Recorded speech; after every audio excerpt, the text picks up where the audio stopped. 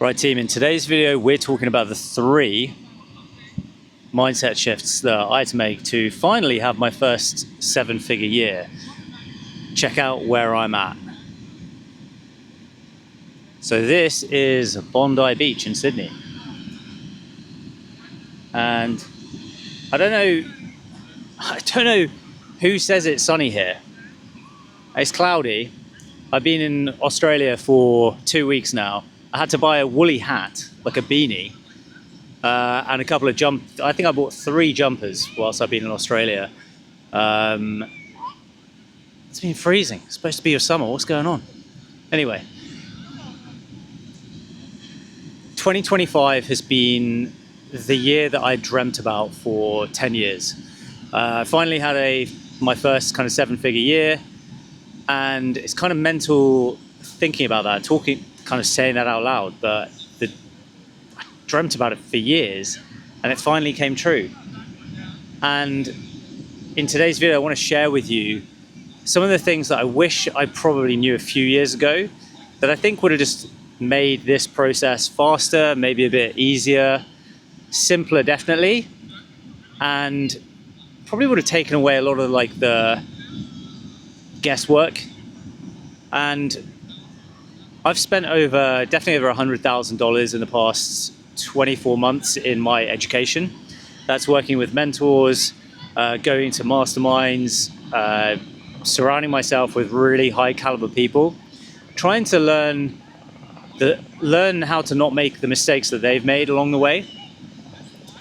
And the cool thing is that everything kind of worked out. I'm currently 2 weeks into a 5-week rest and recovery period for me. It is December the 31st, so it is New Year's Eve 2025, and I'm fucking stoked with how this year has worked out. So I've just been playing baseball, or just throwing, I don't know if you'll be able to see this. Let's see if I can turn this around here. Let's see if I can do this. Okay, no. Anyway, you might be able to see some baseball mitts there. Just been throwing the ball around with my cousin, who I'm on this vacation with. In 2 days' time, I'm traveling to Thailand to go spend 2 weeks with my family, my parents and my sister. We're going to be cycling for the first week, and then we're going to be chilling on a beach for the second week of January before heading back to London. And I am so in love with my life, with business. And this was the year that everything kind of fell into place. So I want to share with you the 3 things that I kind of wish I knew. So the first thing is that goals are great, but as I found out this year, because I've massively missed some of my goals. So I think I had the goal of getting to 100,000 subs on YouTube. I had the goal of getting to 200,000 followers on Instagram.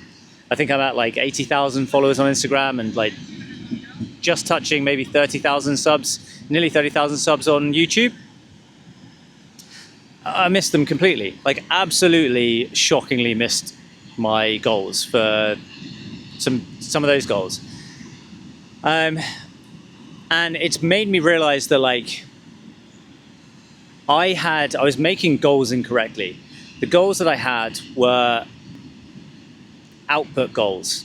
So there were goals based on kind of like just arbitrary numbers that I picked out of thin air.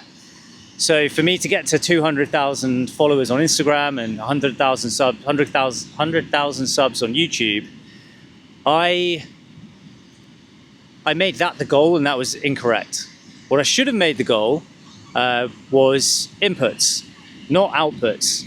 So I should have made the goal, which I've done previously, but I just completely forgot about, which is, okay, I'm just going to show up every single week on YouTube, and I'm going to show up every single day on Instagram.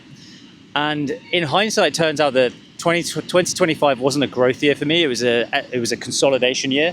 So I've spent the majority of my time this year focusing on my clients, making my program the best it can be, as it currently is. I think it's an incredible educational experience for 6-figure creators to be able to get to 7 figures. And I didn't realize that. So I started this year thinking, oh, if I just like grow my marketing, if I just do more on Instagram, do more on YouTube, then my business will grow. turns out actually I just focused on making the business better, and then that's how the business grew.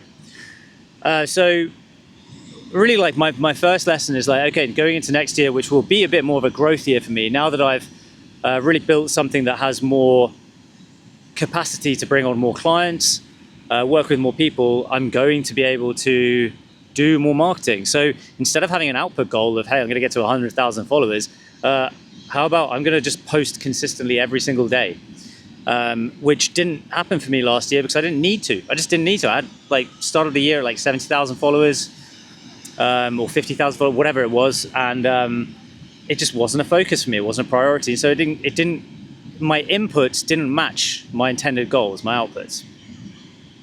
So the first thing that I'm going to be doing kind of differently, which is a big lesson that I've learned previously, but I forgot about this year, was focus on inputs. The outputs will take care of themselves. The second thing that I've kind of realized is that it doesn't matter what goals you have if you do not have the identity of the person who is capable of achieving those goals. So the reality is that I didn't make 100,000 or 200,000 followers on Instagram and 100,000 subs on YouTube because I wasn't acting like the person that has 100,000 subs or 200,000 followers. I wasn't posting consistently. I wasn't focusing on those things because it turns out it wasn't a priority of mine. And the cool thing is that next year, when it comes to like fixing this stuff and focusing on maybe what those goals could look like, because I have those output goals instead, it means I will be acting as if someone who has the capabilities, the skill set to have 100,000 subs on YouTube. Now, I think realistically what I've realized is that the 100,000 subs on YouTube goal is actually going to be like a 2-year goal for me. But I know going into next year that for me to really hit these numbers and set these goals, which I don't currently have. I don't have any goals for next year because I'm spending, unlike most people who have goals set for the 1st of January, I have goals set for the 1st of February. So I do all of my reflection, reviewing, realignment and recommitting in January. So I'm going through a 4-week period of realignment, which most people don't do. And I think that's one of my secrets as well, is that I just do goal setting very differently. I take it much slower. I put more consideration into it. And then, yeah, like the clear thing to me is that like, it doesn't matter what my goals are. If I don't work on having the behaviors, the habits, the standards and the systems that someone who is capable of those goals are or have, I ain't hitting those goals. I'm just not hitting those goals. It's not happening. And so when I go through this kind of like realignment and recommittal process over the next few weeks, whilst I'm traveling, recovering, and enjoying my time with my family, I'm then going to have to really deeply consider, okay, what does a person who is capable of achieving these goals, how do they act? How do they carry themselves? How do they behave? What are the habits that they have? What are the behaviors that they have? What are the systems and standards that they hold and have? And that is how I know that I'll achieve those goals next year. So that's the second. The second is that identity beats goals if you only have goals. So understand that you can set goals, but the goals are just arbitrary unless you fully act as if a person who is capable of those goals, and you do that through identity change. A little like story, like I spent $24,000 on working with a hypnotist this year in 2025. And all that taught me was the idea that I can change my identity through the words that go in and out of my brain, into my brain and out of my brain. So I've used self-hypnosis tracks for the past couple of years. And I know with some of the interesting things that I want to accomplish next year, that's going to be the cheat code for me to end up becoming the person who's capable of achieving those goals. I call it radical positivity. And if you wait till the end of this video, I've got something for you that will help you on this, on that note. So the third one is really about turning fear into faith.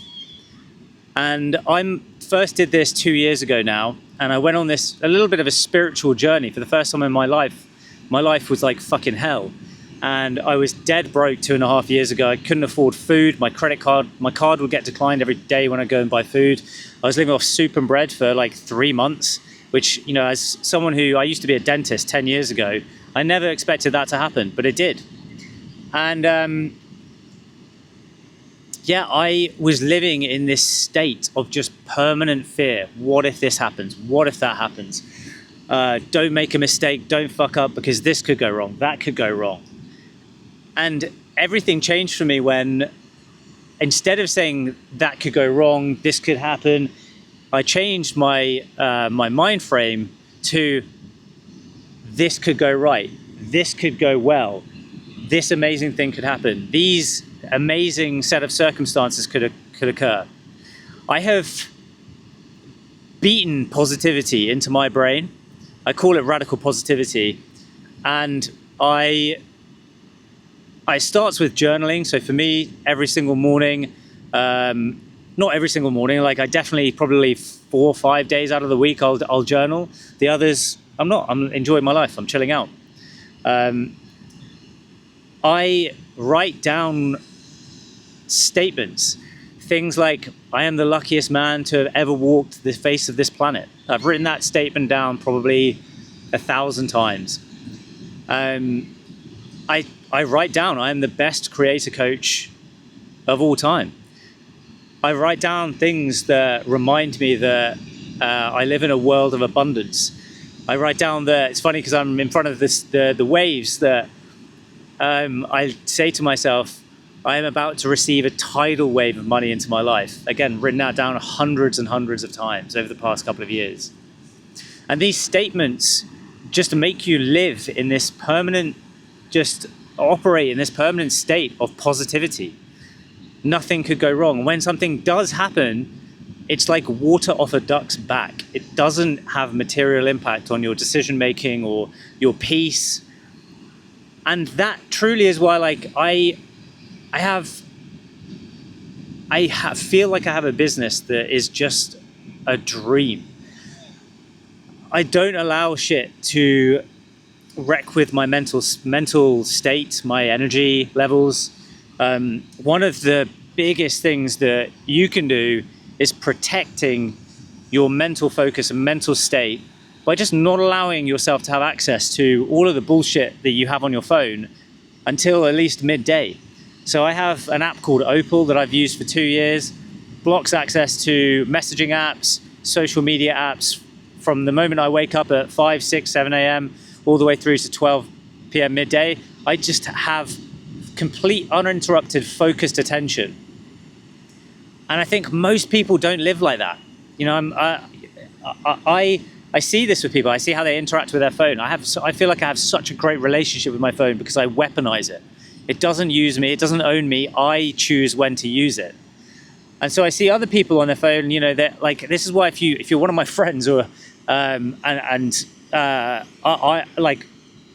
don't message back maybe for a couple of days.